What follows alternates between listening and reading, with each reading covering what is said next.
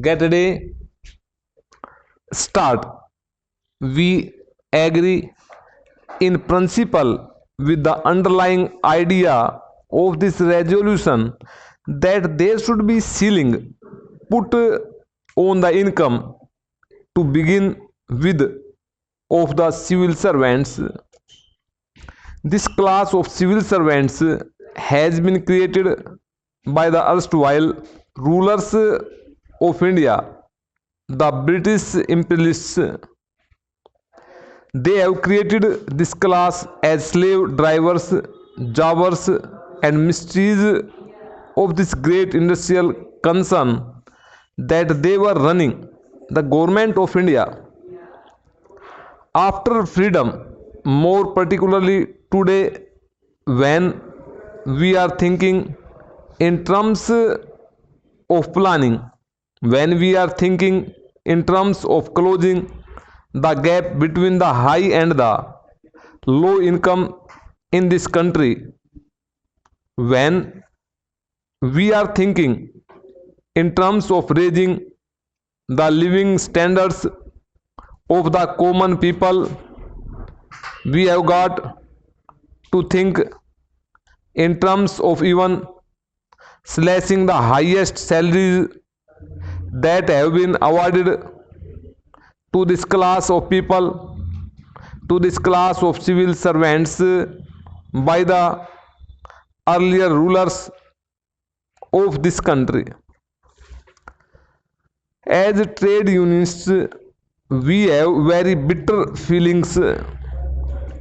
My friend Professor Kishan Chand has just now said that there should be ceiling even on industrial income, even on payment of salaries to the managers and the managing staff of private concerns and commercial and industrial concerns. I entirely agree with that proposition. As trade unionists, when we present a case for wage increases, we have been shouting in every place, in every industry, that every concern wants to give higher salaries to the managerial staff in order that they may get the incentive to curb the workers, in order that they may work upon the workers as slave drivers, as mistrees, etc. I entirely agree with Professor Kishan Chand that even the salaries of such people must be slashed, even they must be asked to receive income, just as a private industrialist, in the interests of the exploitation, in the interests of curbing down ordinary labor, wants to pay higher salaries to the supervisory staff, to the managerial staff. Similarly, the government of India, the earlier government of India, the British government, was paying higher salary to this type of managerial staff of the slave concern. Today, sir, we are thinking in terms of covering up this gap, of shortening this gap, and in such circumstances, it is absolutely necessary that on the one hand we raise the incomes of the lower income groups, and on the other slash down the incomes of the higher salaried people. I entirely agree with the proposition that the higher salaried people also may be given social amenities like housing, health services, and so on, but these should be included in their total emoluments, which must not be so high. When the posts and telegraphs employs, when the railway employs, when the government of India employs ask for a new pay commission to be appointed, as the earlier commission was appointed at a period when the salary structure of the country was not certain, when the government itself was not in our hands. But now that the production has increased, that the economy of the country is going up in a particular direction, the leadership of the country wants to take the country in a particular direction, you do not agree. Para,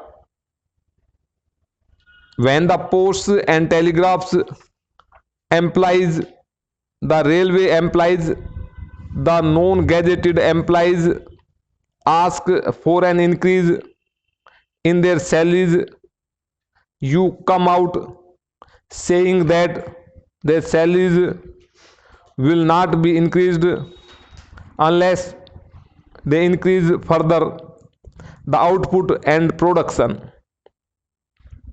In this case, you want to link up production with salary when we are telling you that there is no incentive to the railway employees, to the posts and telegraphs employees, to the non-gazetted employees. You do not say anything, but you say that there should be incentive to the ICS officers, the police commissioners, and to all these people in the shape of high salaries. This is your policy. But sir, this policy does not hold good with the declaration of a socialistic pattern. In the international organizations, in the ILO and in other places, you say that there should be equal pay for equal work, but certain categories get a very high salary while certain others who may not be counted as civil servants, who may not be counted as the collectors, but who put in exactly the same amount or even more of work, are not paid the same amount. For example, the collector is paid a certain amount, but what about the civil surgeon? Is not the civil surgeon equally responsible? Is he not the district medical authority? Even then, look at the disparity between the salaries of the civil surgeon and the collector. This sort of disproportion is there even in the higher services. There is disproportion higher services and the lower services, but there is disproportion even between the higher services of different categories among the forest services, judicial services, medical services, engineering services. In all these cases, there is this type of disparity. The nature of work, the amount of work, the total energy expended may be the same or even more, but the salary given is less. Therefore, sir, there is absolute justification that the whole thing should be investigated, the whole thing should be gone into, and a new salary structure must come, which will definitely bring down this gap. Mr. Deputy Chairman, sir, I am really very happy that my friend Mr. Mukherjee has placed this resolution before the House. Just at present, I am not considering the feasibility of implementing it, but it gives us an opportunity to examine the approach that is adopted by the Planning Commission as well as by the government. My line of argument would be more or less similar to that of Professor Ranga. If one reads the Planning Commission's report, it makes a very disappointing reading. When coming to the income of the professional people as well as the commercial classes, the objective before the Planning Commission is 30 times the minimum income.